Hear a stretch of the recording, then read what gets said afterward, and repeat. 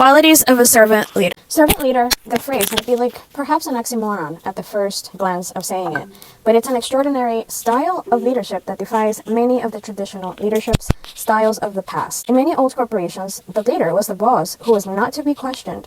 He or she had a head of every table and the end of all authority, even if she or he was doing it wrong.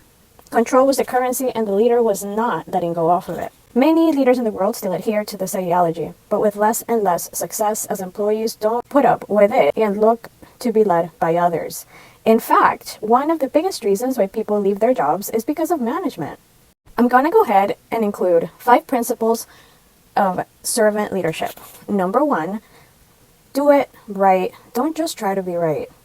Pride is the universal plague of humanity, and many negative leadership traits are a direct result of it. The constant need to be right. Overcome the need to do it right. We teach this principle by simply saying, the overwhelming vast majority of us want us to be right.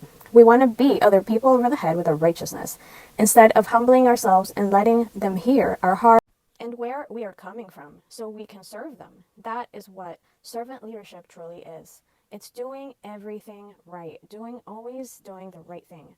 When you're faced with a tough situation, this is a great thought to keep in mind. That is the right thing to do. And what is the right thing to do?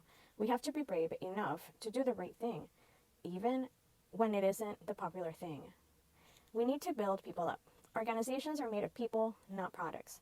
No matter what business you happen to be in, when you take care of the people in your organizations, your people will take care of you and the business. Look to build up those who you lead through your words' actions. One terrific way to do this through words of encouragement and honest feedback. Recognize excellent work and praise it, not only to that person but to the organization. Let those who you work with know that you appreciate them. Similarly, give criticism as needed. Criticism should be direct and constructive. Don't let it become a personal attack by bringing in unrelated people issues. Make sure that after you say your piece, you give them time to respond in return. Once the direction you move towards is clear, give them more and more positive feedback and let them know that you are happy to be working with them. Recognize need. There's a difference between needs and feelings. Most children feel like they don't want to eat their vegetables, while all parents know that their children need vegetables. Servant leaders recognize wants versus needs in their team and help them do the same. Cater to the deeper needs of your team, like unity, work habits, and resource availability. In the workplace, this could look like your team members feeling like no other likes them. Maybe they feel out of place and just want to quit. What they need is unity with their teammates.